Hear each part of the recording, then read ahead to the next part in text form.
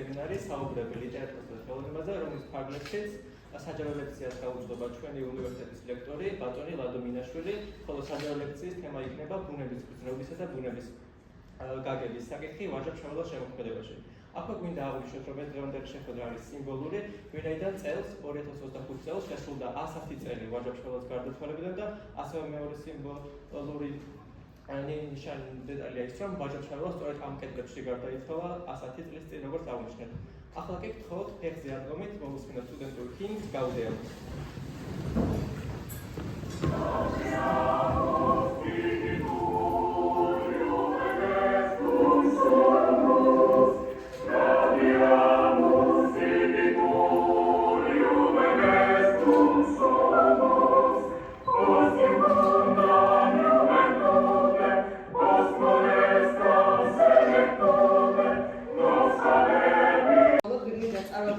ჩემთვის და ჩვენთვის გამორჩეული განსაკუთრებული ლექტორი ადამიანი, არ ვიცი, აი საოცარი, რომელიც წაგუკითხავს ლექციას ბუნების გრძნობისა და გაგების საკითხზე ვაჟა-ფშაველას შემოქმედებაში.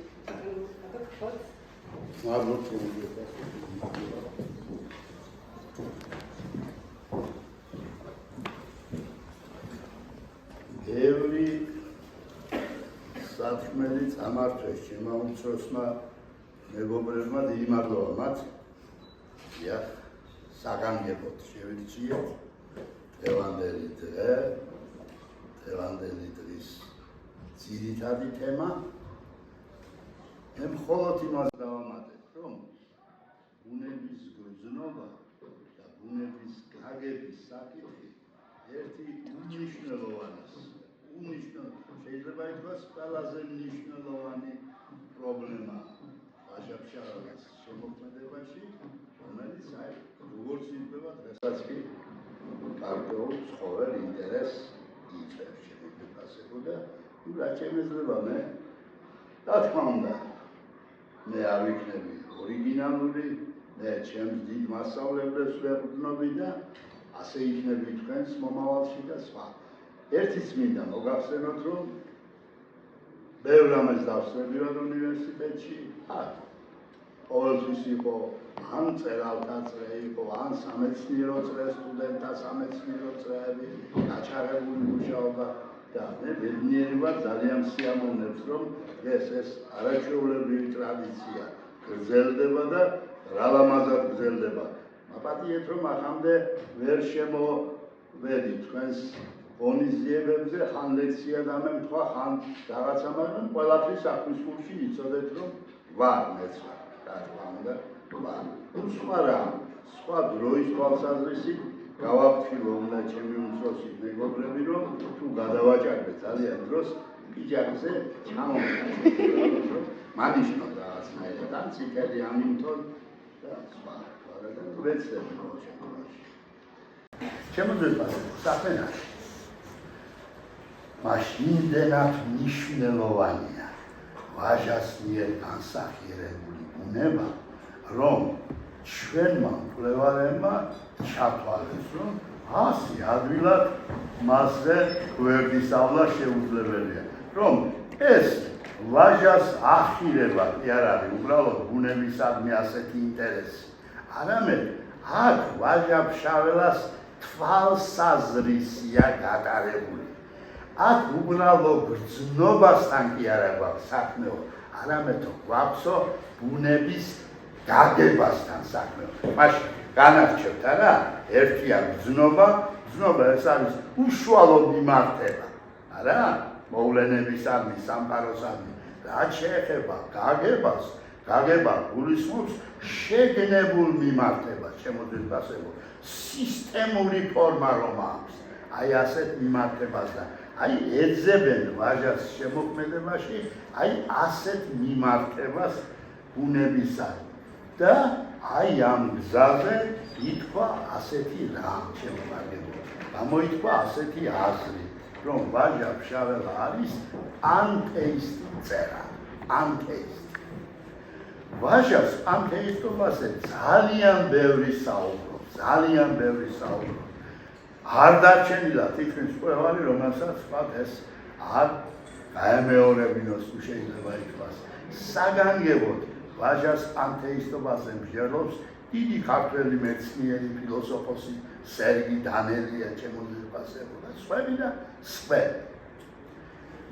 რა მინდა ახლა მე მოგახსენოთ უცებ სახელდახელოდ, იმიტომ რომ არ მინდა რომ ძალიან გაგვიგრძელდეს. რა არის იცით? ჯერ ვიცოდეთ არსი პანთეიზმის, არა? მოკლედ აი ასე შემიძლია გითხრათ არსი. ჩვენი ქრისტიანობის წარმოდგენებით, არა? ღმერთმა შექმნა სამყარო. მაშინ სამყარო შექმნა ღმერთმა და თვითონ ღმერთი ამ სამყაროს გარეთ დარჩა. ნათელია გასაგებია? აი რა შეეხება პანთეიზმის მიხედვით ღმერთმა შექმნა სამყარო და მის გარეთ კი არ დარჩა, არამედ მასში განიფინა. აი ამ სამყაროში განიფინა, იგი თუ შეიძლება ითქვას, დებულება ასეთია პანთეიზმისა, ყველაფერია ღმერთი და ყველაფერშია ღმერთი. აი ეს. მაშინ სადამე მე თურმე ხეს რომ შევხარი. ხეს კი არ შევხარი მე, არამედ შევხარი ღმერთს. ამ ხეში მას გაშლის. ბავშვს რო შევხარი მე, ბავშვს კი არ შევხარი თურმე, არამედ შევხარი ღმერთს. ნათელია, აი სქემატურად რომ განიშნოთ მე, აი ასეთია არსი ძირითადად პანთეიზმისა. რა შეიძლება ახლა ითქვას იმაზე, რომ ვაჟა პანთეისტია.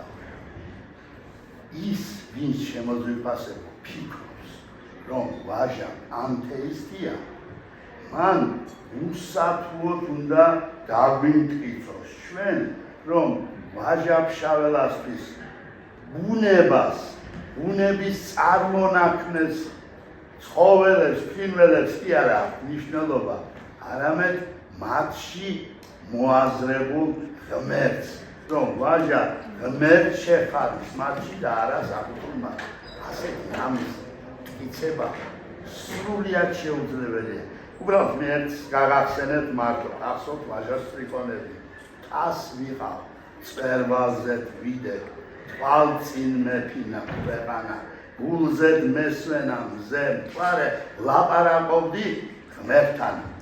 ასეთი და ასეთი გამოთქმები ვაჟასთან განსაკუთრებით პროზაში უამრავია.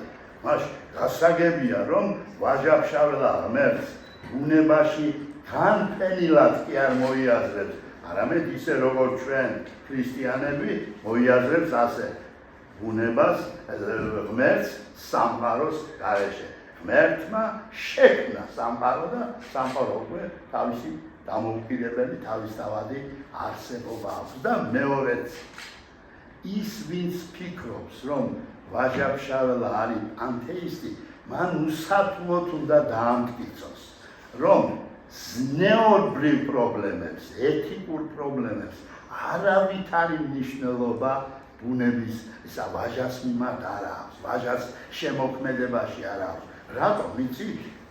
მე როგორ შეიძლება გამოვიდე ვთქვათ ადამიანის მოქმედების, მისი საქციელის გამსჯელი. ადამიანში ხო ღმერთი მოქმედებს, არა თუ ყველაფერშია ღმერთი, თუ მას ადამიანი კი არა, აი ღმერთი მასში წარმოდგენილი.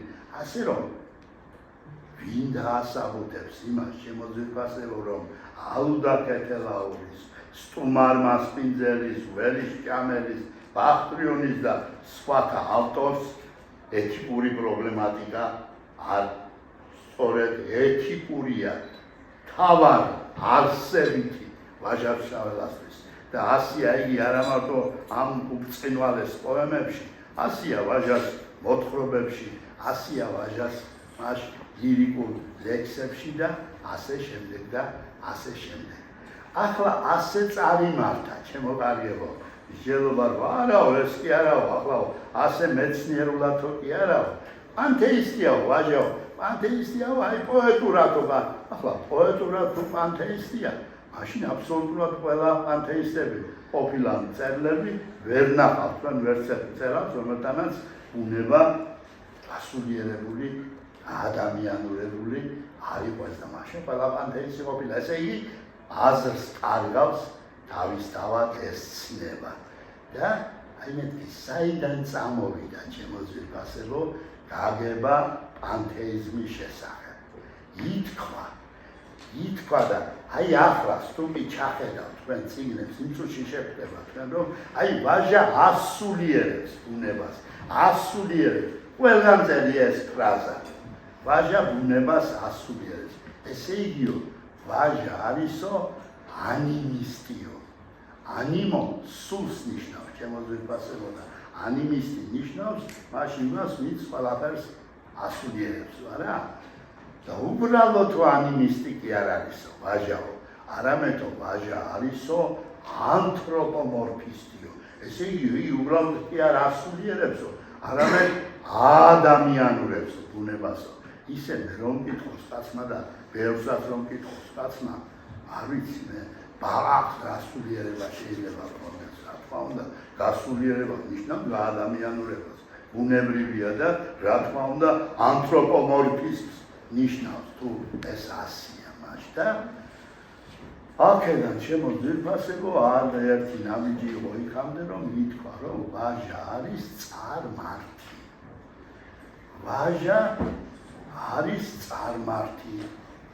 ესე იგი ვაჟას აზროვნება უტოლდება თავდაპირველი ადამიანის აზროვნებას. ამაზე ბევრი მკვლევარი გადაიღია.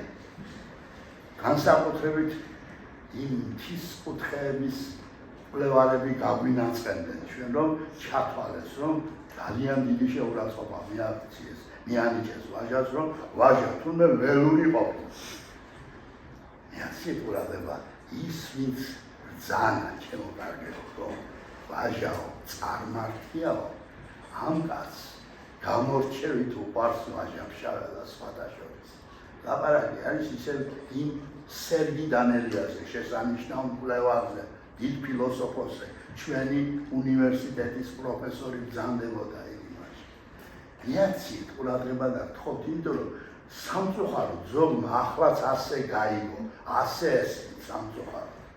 მაშინ სერგი დანელია იმას კი არ ლაპარაკობს, რომ ვაჟა პირველყოფილი ადამიანია, როგორ გეგადება და რომ ვაჟა ხალამნებში მაშ არა აი ადამიანებიდან არ გამოირჩევა. არა. სერგი დანელია მისათქვა შემოგარგებო რომ ვაჟა შაველას აქვს ნიჭი რომ აი ადრეული ადამიანის თვალი შეხედოს სამყაროს. ეს მიხდით რასაც ვამბობ. აი ახლა უყურეთ ჩვენ მყავს კარგი მწერალი, შესანიშნავი საბავშვო მწერალი რეზო ინანიშვილი. მარტო საბავშვო არა, გაგიგონია ყველას. ახლა მე შემიძლია ვთქვა რომ რეზო ინანიშვილს აქვს ტალანტი რომ ბავშვის თვალი შეხედოს სამყაროს. მე იმას ხომ არ ვამბობ რომ რეზო ინანიშვილი ბავშვია. მე ვამბობ რომ რეზო ინანიშვილს აქვს ნიჭი რომ აი ასე აი ამ ბავშვის თვალი დაინახოს სამყარო. უფრო მეც გეტყვით და უფრო ადვილად მიმხვდებით ახლა თქვენ. ლევ ტოლსტოი ჩემო ძვირფასებო ომი და მშვიდობა ასეთი უბრწყინვალესი რომანი აქვს ამ კაცს. და რა არის იცით? ამ რომანში დახატულია გოგონა ნატაშა რასტოვა, რომელიც 15-16 წლისა გამოსულა გარეთ და შეყურებს მოჭედილ ვარსკვლავით მოჭედილ ცას და ოცნებობს. უკაცრავად ლევ ტოლსტოი 17-16 წლის გოგონა არის? ხომ არ არის კაცო? მას აქვს ნიჭი რომ აი 15-16 წლის გოგონას თვალით დაინახოს სამყარო. ნუ ასე შეიძლება მე გავავრცელო კიდევ. გასაგებია, ნათელია, ესა თქვა სერგი დანელია. ნუ ახლა ეს რომ ასე ყოფილიყო, ჩემო ძვირფასებო, უბედნიერესი ხალხი ვექნებოდი ჩვენ გვეყოლებოდა უნიკალური მწერალი, რომლის მსგავსი არსად არ არსებობს მსოფლიოში.